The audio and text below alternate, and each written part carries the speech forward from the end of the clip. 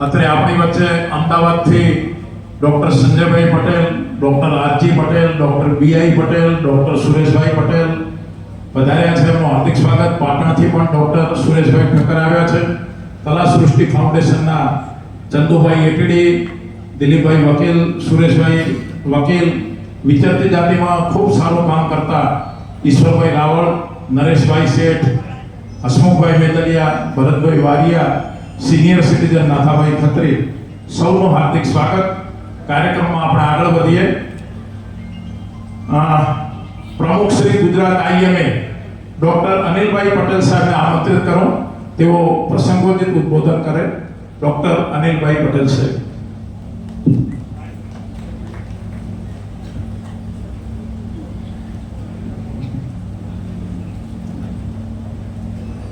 સંસ્કાર મંડળ દિશા આયોજિત ડોક્ટર સી.કે. પટેલ સાહેબના અમૃત મહોત્સવમાં જેમને હમણાં આપણે સાંભળ્યા એવા પૂજ્ય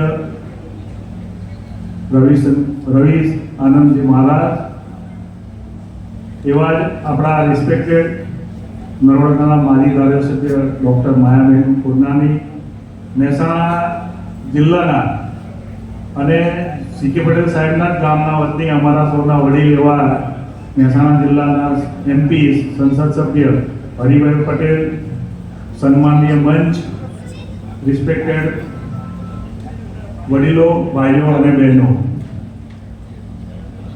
સાહેબનું આમ તો ડોક્યુમેન્ટરીમાં બધું જ આવી ગયેલું છે, પણ એમ છતાં હું સાહેબને જે છે એમનું જીવનની અંદર અમે લોકો કેટલા પાર્ટિસિપેટ થયેલા છે એ હું તમને શોર્ટ ટાઈમમાં કહું તો સાહેબનું જીવન તમે જોયું તો સ્કૂલ લાઈફથી એટલું સંઘર્ષપૂર્ણ હતું કે નાનું ગામ શું કે મહેસાણા જિલ્લાનું જ્યાં એજ્યુકેશન બહુ ઓછું હતું, અને એવા એજ્યુકેશનની અંદર આજે કોઈ પણ સમાજની અંદર જો સેન્ટરની અંદર ડેવલપમેન્ટ થતું હોય તો કોઈ પણ વ્યક્તિનો વ્યક્તિગત વિકાસ એ શિક્ષણને આધારિત છે.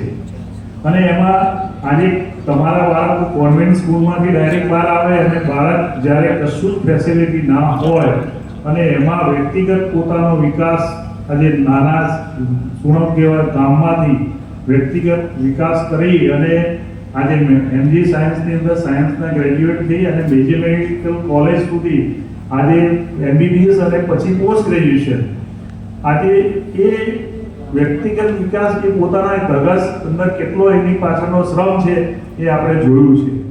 સાહેબે અમને ખબર છે કે અમે લોકો, હું પણ એક જનરલ સર્જરી તરીકે, લેપ્રોસ્કોપી સર્જન તરીકે મહેસાણાની અંદર 35 વર્ષથી પ્રેક્ટિસ કરું છું ગ્લોબલ હોસ્પિટલમાં. એટલે સાહેબને અમે લોકો ઘણા વર્ષોથી ઘણી બધી અમારી કોન્ફરન્સ હોય, મિટિંગ હોય એમાં મળવાનું થતું.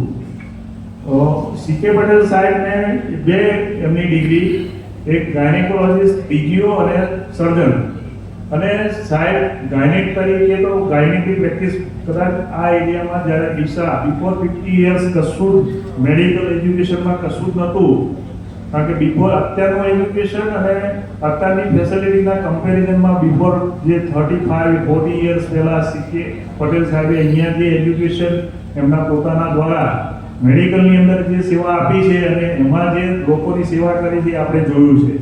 સાહેબની ધગસ એટલા માટે કે એમણે અમે લોકો 90ની આજુબાજુ જ્યારે સર્જરીની અંદર લેપ્રોસ્કોપી સ્ટાર્ટ થયું, એમાં પિત્તાશયની પથરીનું ઓપરેશન લેપ્રોસ્કોપી કોલેસિસ્ટેક્ટોમી ઓલ ઓવર ઇન્ડિયામાં 90માં સ્ટાર્ટ થયું. અને અમે એને સી.કે. પટેલ સાહેબ મને ખબર છે કે આજે સિંગાપુરની અંદર કોન્ફરન્સ હતી, વર્લ્ડની કોન્ફરન્સ, એમાં સાહેબ આટલી ધમધમથી પ્રેક્ટિસ છોડીને કંઈક મારે શીખવું છે, આ એરિયાના લોકોને કંઈક નવું આપવું છે, એ શીખવાની એમનામાં ધગસ હતી. લેપ્રોસ્કોપી પોતે ધીરે ધીરે શીખ્યા, પોતે ધીરે ધીરે ડેવલપ કરી અને એમણે લેપ્રોસ્કોપી કરી. અને આ સેન્ટરને એક સર્જિકલ જે ડેવલપમેન્ટ કેવું કરવું જોઈએ સાહેબે, સર્જરીના એક અહીંયા આપણી વચ્ચે ગુજરાત રાજ્યના માનનીય મંત્રી શ્રી પ્રવીણભાઈ માળી આવી રહ્યા છે, એમનું આપણે સ્વાગત કરીએ છીએ.